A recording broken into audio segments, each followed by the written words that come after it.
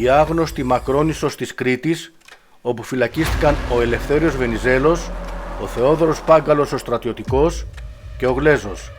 Το μαρτυρικό φρούριο Ιτζεδίν. Το φρούριο Ιτζεδίν είναι πρώην οχύρωση στην είσοδο του κόλπου της Σούδας στην Κρήτη.